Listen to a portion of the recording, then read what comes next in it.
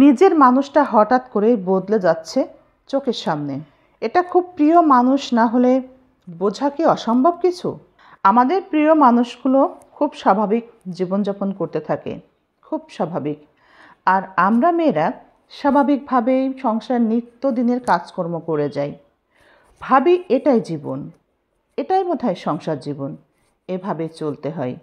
প্রিয় মানুষটি তার নিজের কাজে ব্যস্ত থাকবে, বাসায় ফিরবে, দুপোষ্টা কথা বলবে, ঘুমিয়ে পড়বে। আর আমি মানুষটা সন্তান ছেলে মেয়ে দেখাশোনা করব, রান্নাবান্না করব, নিজের কিছু কাজ করব, আর স্বামীর সাথে নিত্য প্রয়োজনীয় দু একটা কথা বলবো, তারপর নিত্যদিনের মতো ঘুমিয়ে পড়ব। সকালবেলা ঘুম থেকে উঠে আবারও সেই আগের রুটিন।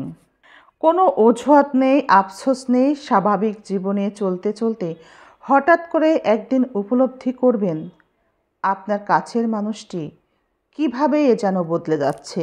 তাকে আর কোনোভাবেই আপনি সেই আগের স্বাভাবিক নিয়মে চলতে দেখছেন না। আপনি অবাক হচ্ছেন, আপনি কষ্ট পাচ্ছেন, কিন্তু তার মধ্যে আপনার প্রতি কোনো কষ্টের অনুভূতি আপনি উপলব্ধি করতে পারছেন না। সে তার নিয়মেই চলছে, আরও বেশি অনিয়ম, আরও বেশি নতুনত্ব, চলাফেরা। অনেক সময় দেখছেন আপনি ছাড়াও অন্য কারো সাথে ঘুরছে, খাচ্ছে, বেড়াচ্ছে। মনের আনন্দ যেন সেখানে। সেলফি তুলছে, হাসছে, নাচছে, গাচ্ছে, বিভিন্ন জায়গাতে নতুন নতুন পরিবেশে সেলফি তুলতে দেখছেন। এই ধরনের চলাফেরায় ভাইরা আমার, বন্ধুরা আমার, কি বলবেন? কাছের মানুষটা কি তার অর্ধাঙ্গিনীকে ফাঁকি দিচ্ছে না? একটা প্রশ্ন রেখে যাই, কারো পরিবারে বা কারো জীবনে, দাম্পত্য জীবনে যদি এমন একজন সঙ্গী কিংবা সঙ্গিনী কেউ পেয়ে থাকে, তাকে আমরা কি বলবো? আপনারা কি বলবেন? ভালো মানুষ বলবেন?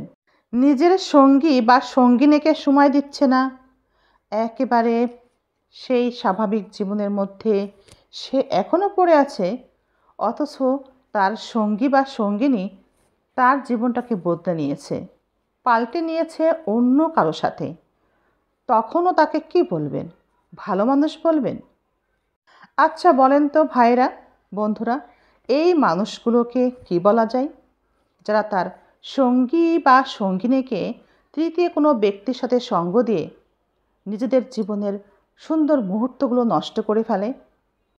বয়স, সময়, কোনো কিছুই কি থেমে থাকে? দিনের পর দিন যদি এভাবে চলতে থাকে, সেই মানুষটা, তাকে কি বলবেন? তাকে কি বলা যায়? ভালো মানুষ বলা যায়? আমাদের সবার জীবনে কম বেশি এমন কিছু মানুষের উপস্থিতি আছে, আবির্ভাব ঘটে, যারা আমাদের সাথে আষ্টে পৃষ্ঠে বেঁধে থাকে, যারা আমাদের জীবনের সাথে প্রতিটা মুহূর্তে অতপ্রতভাবে জড়িয়ে থাকে। মানুষটা খুব কাছের মানুষ থাকে কিংবা খুবই কাছের মানুষ মনে হয়। আমাদের সুখে দুঃখে, আপদে বিপদে সে খুব কাছাকাছি থাকে। দুঃখ কষ্টের সময়েও মানুষটা এমনভাবে আমাদের কাছাকাছি দাঁড়িয়ে থাকে, মনে হয় এই মানুষটা থেকে আমাদের আপন মানুষ, কাছের মানুষ, কাছের বন্ধু আর বোধহয় কেউ হয় না। হঠাৎ করেই দেখা যায় বা দেখবেন এই মানুষটা কেন জানি বদলে যাচ্ছে, এবং এই যে বদলে যাওয়াটা আপনি খুব সহজেই ধরতে পারবেন। কারণ এই মানুষগুলো আপদ বিপদ থেকে শুরু করে কোনো সময়ই তারা আর আগের মতো ব্যবহার, যত্ন, খেয়াল রাখে না। তার কারণ কি জানেন? এই মানুষটি বা মানুষগুলো প্রয়োজনে আপনার সাথে ছিল, তারা আপনার কখনোই আপন কেউ ছিল না, তাদের অন্তরে আপনার জায়গাই ছিল না। মানুষটি আসলে নিজের প্রয়োজনেই পাশে ছিল। এসব মানুষগুলো প্রয়োজনে সুযোগের অপেক্ষায় থাকে। এরা আপনার সাথে সম্পর্ক ছাড়বেও না, আবার অন্যকে খুঁজে নেবে। ওই যে সবাই বলে না, ছাড়েও না ধরেও রাখে না, মাঝামাঝি পর্যায়ে থাকে। তারপর সুযোগ পেলে একেবারেই ছেড়ে উড়াল দিয়েই আপনার খাঁচা খালি করেই চলে যাবে। এই মানুষ যদি সঙ্গী হয়, কষ্ট পাবেন না, তাতে নিজের সময় নষ্ট, নিজের আবেগ নষ্ট। সংসার সুখের হয় রমণীর গুণে, গুণবতী পতি যদি থাকে তার শনে। এই বাক্যটা এখন থেকে পুরোটা বলবেন, অর্ধেকটা নয়।